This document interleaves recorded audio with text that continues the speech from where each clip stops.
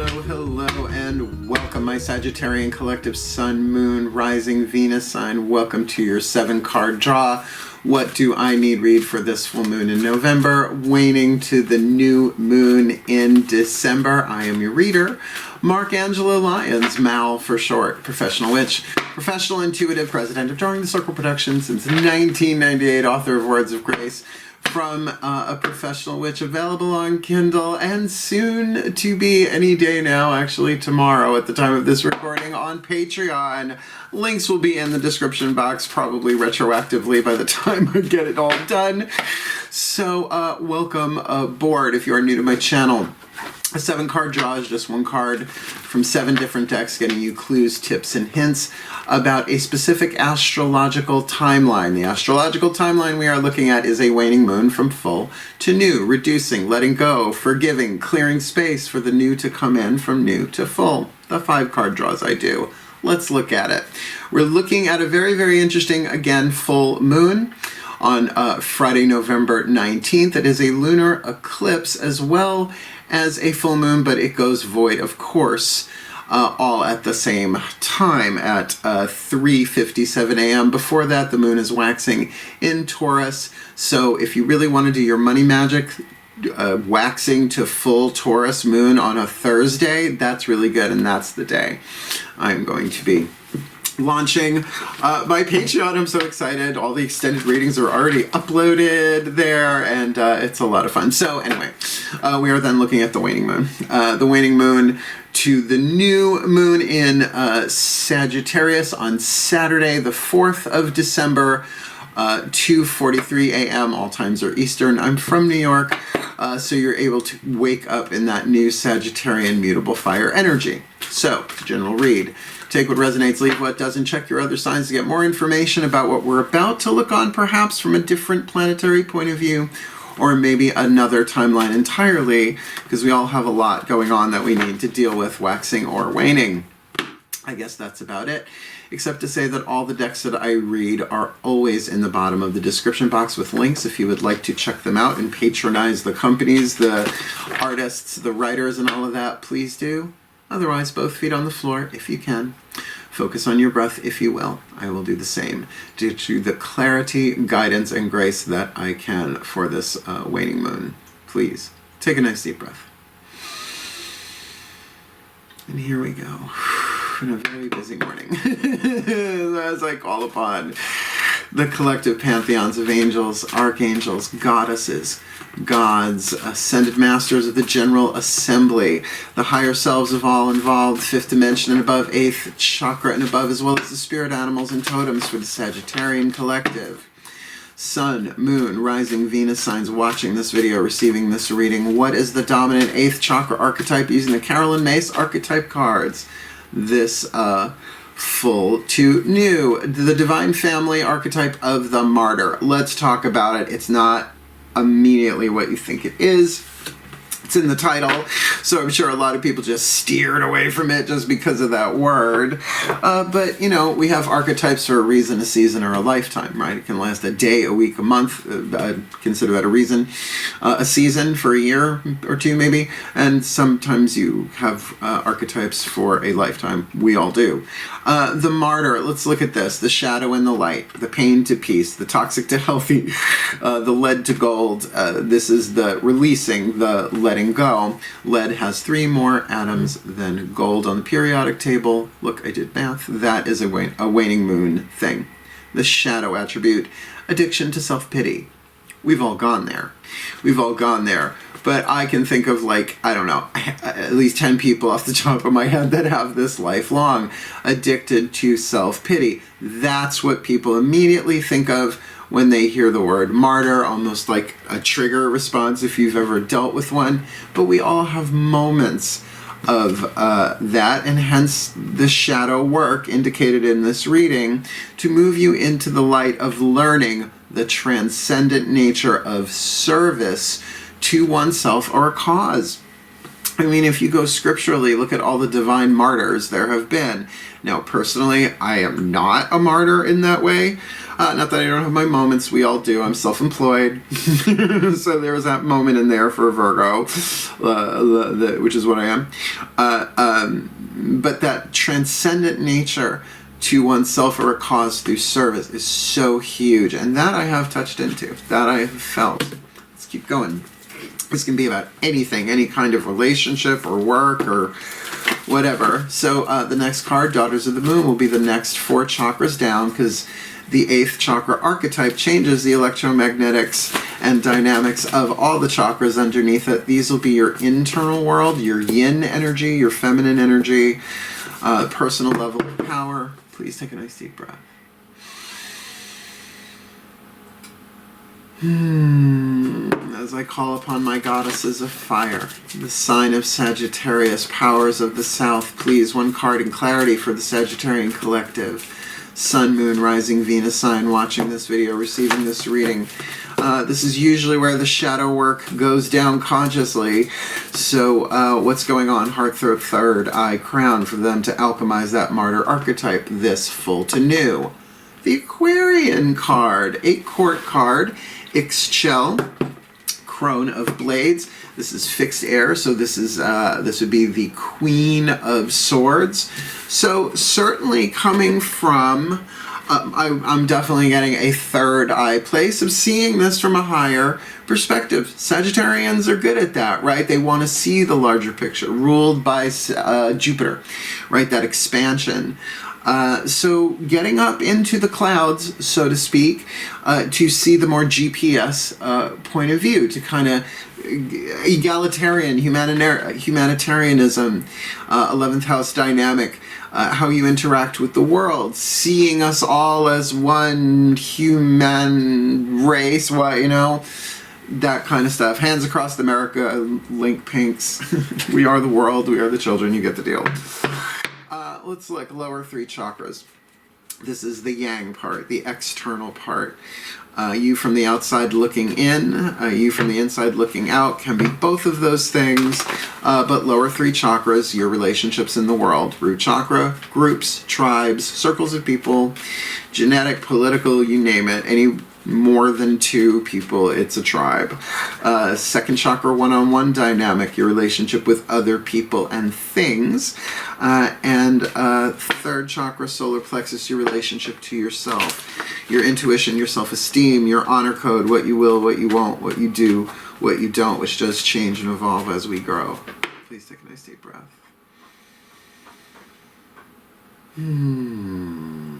That feels oddly relaxing. Okay, as I call upon my gods of fire, the sign of Sagittarius, powers of the South, please, 1 card in clarity for the Sagittarian collective, Sun, Moon, Rising, Venus sign watching this video, receiving this reading. Leave the card in my hand. What's going on? Lower 3 chakra dynamic here for them, full to new. 7 of Cups. Lots of options. Lots of emotions about those options, trying to feel your way through. This can also be a little bit of haziness, emotional unsureness. Well, but there's that, but there's that, and there's that, and there's that. And sometimes with that can come an apathy of options. Like when you go on any streaming service and you know you have your list, the stuff that you save to watch later, and you just scrolling through it and you're like, too many options, overload. So it makes sense, whatever this is, to get up higher. Get up into that third eye, that crown chakra, 8th chakra if you can, because there is a thing here. Maybe you have an emotional choice that you have to make, or a bunch of emotional options. And do some of them, this is great, do some of them feel like you could feel the self-pity as even you think about it? But is there one there where there is that uplifting, divine energy, spiritual energy of service, that transcendent nature, a service to oneself or a cause? And remember, it can be both, right? Absolutely, it can be both. Let's keep going. That's interesting. This could be about a cause. It could be about a relationship just as easily. Let's ask the Ascended Masters here, the Matcon Healing Mantra deck, a little mantra work to help you through the shadow work. Take a nice deep breath.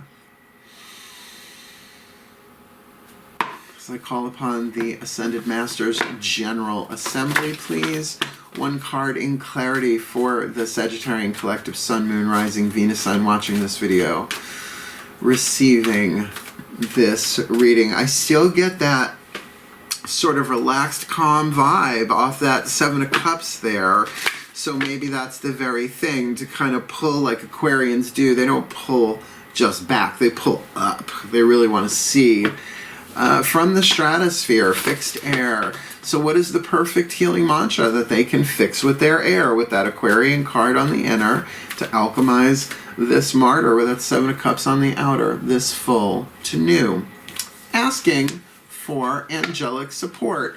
This is a good one. I've used this one. My angels respond when I am open and authentic about how I feel. Now that makes sense if you're working with angels, but remember, the word angel means messenger of light, and light means truth, right? Messenger of truth.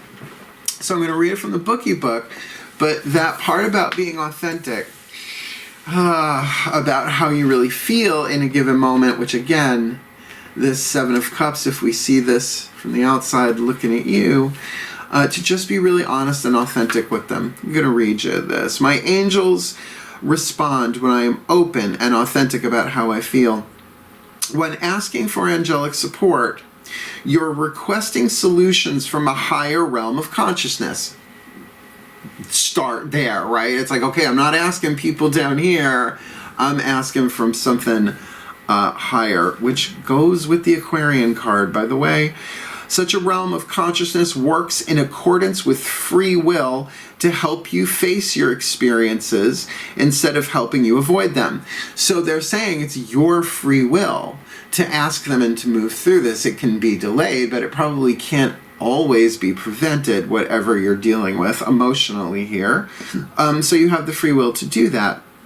Rather than believe the cause of your feelings must be changed or eliminated, it is essential to ask your angels for better ways of viewing the feelings that keep getting triggered. I'm going to say that's exactly the dynamic going on here in your two tarot cards for sure.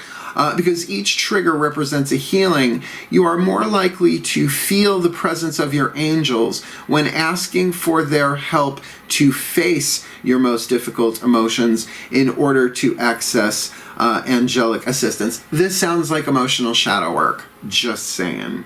It is important to be with your feelings so your angels know where support is needed most. This mantra is ideal for unraveling the spiritual ego.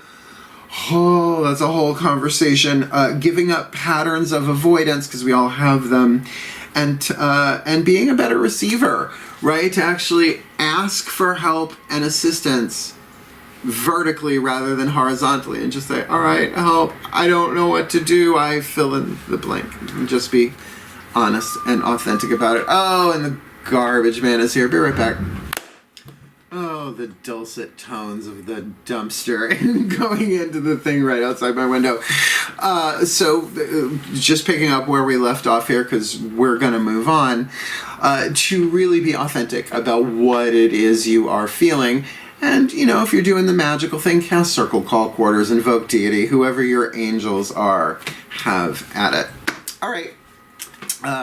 The Party Turner, the Whispers of Love Oracle. If you've been watching my channel for a while, you know this deck gets wild. All of a sudden, oh, that's what this is. So the higher selves have all involved. Because there very well may be other people involved in this, but general read, comment below. Please take a nice deep breath.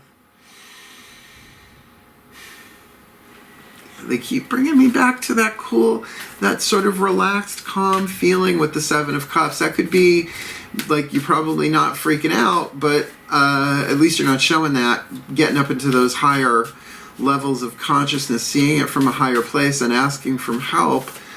You know, and okay, so I can't help it. In the clouds, both of these, Ixchel, the Eagle Woman, the Aquarius card, and the Martyr archetype soaring through the air with roses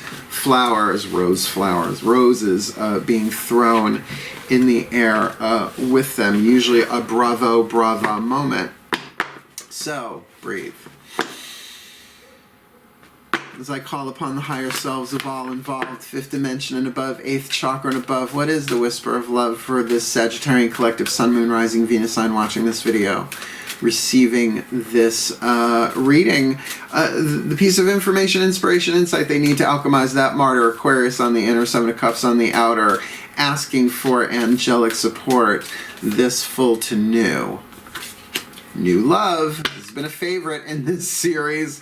Been coming up. New love. This could be a romantic thing, but need not be. Embrace this new opportunity of love that is here. This may pertain to work opportunities or personal growth. Now, just to get that, you can have the martyr archetype in any 3 of those areas mentioned. Well, a new love in any way, shape, or form with another person, with a work opportunity, or with your own spiritual growth. Keep an eye on the spiritual ego. It's a long conversation, but to thumbnail it to Reader's Digest version, when the ego learns spiritual language, it uses it against us, and it judges like crazy. Now, the trick is to let it have its voice, but not to let it drive. Shadow work. Just saying, so this could even be a new love that you learn to love yourself in new ways, right? A new beginning of self-love. Hearing and integrating the spiritual ego without letting it run amok. Let's see, The Divine Animals Oracle by Stacy DeMarco. Who are the totems and the spirit animals walking with you on this? Please take a nice deep breath.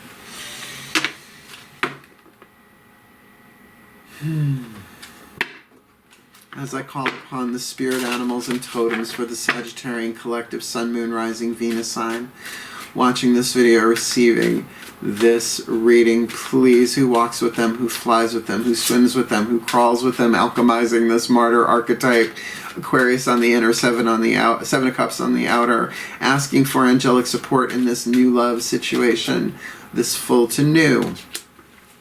Did you just get the Ganesh card? You got the elephant. Yay! I love elephants. I'm a lion myself personally, but I do enjoy a wise pachyderm. Card number 10, Leadership.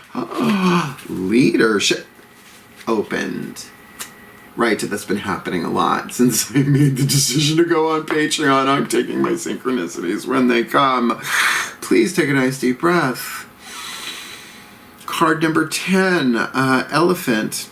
There is a time to step forward and lead, and it is now. Wow. Be the leader in your own life. If you want something achieved, take the lead yourself. Be the example that others will follow. Do not lead by force. Instead, by inspiration. There's a lot of good stuff in this book. It goes into the animal behavior and all of that. But we are going to skip to the magic, which isn't terribly long, but it's on 2 pages. Here we go. Elephant magic is powerful, yet calm. It can be used when you wish to have obstacles removed or to move out of a limbo situation. Very Ganesh, G-A-N-E-S-H. Sometimes there's an A at the end, Ganesha. Check it out. The remover of obstacles. As well as an elephant can certainly move something out of the way if it wants to. Elephants are wise and take leadership, which is where their magic is so effective. If you wish to become a better leader, or at least a wiser one, or you would like to attract such a person into your life, ask for the elephant to lend her energy to you. That's lovely, gentle giants. I do love baby elephants. Oh, I watch baby elephant videos. Not as much as the otters. I definitely have more otter energy, though. I'm a cat. Last card down. The hidden blessing in all of this. Using the mystical Celtic blessing cards to enrich and empower, called Blessed Be by Lucy Cavendish. We love her name. I'd love to meet her. Brilliant oracle deck here. So we started with the pantheons of the divine. We're ending with the pantheons of pantheons, which is similar but not the same. Please take a nice deep breath.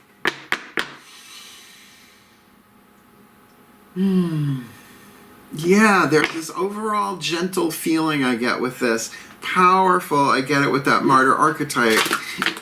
But with that friendly, if that Aquarius is really friendly on the inner, then these options, asking for angelic support with them, this is going to work out well. But you're going to have to kind of cut your own way through this, cut your own path. Yeah.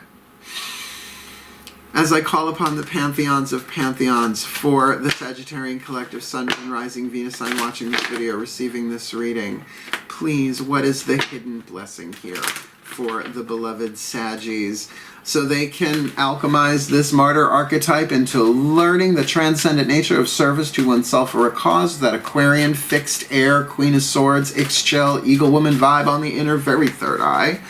But with Seven of Cups, those emotional choices and options may be feeling a little bit foggy in the limbo, which the elephant referred to as well, and that they can certainly ask for angelic support, because their angels respond when they are open and authentic about how they feel in a situation of new love, that they can embrace this new opportunity of love that is here. This may pertain to work or spiritual growth, can be anything in a general read, but working with elephant magic there. The leadership in some way, shape, or form to set their goals and go for them, to lead by example.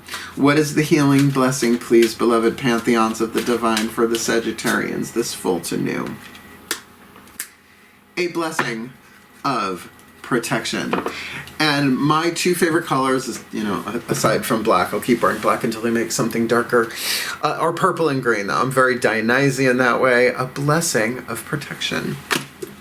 Gorge. So very gorge. And the number on that is card number 23. There are 3s and 5s look alike, so I like to double check. And just one page off. Not bad. I'm going to do this one for realsies. I left my blessing cords on the couch. It's okay. I've got the Torch of Ariel. Please take a nice deep breath. We're doing these for real.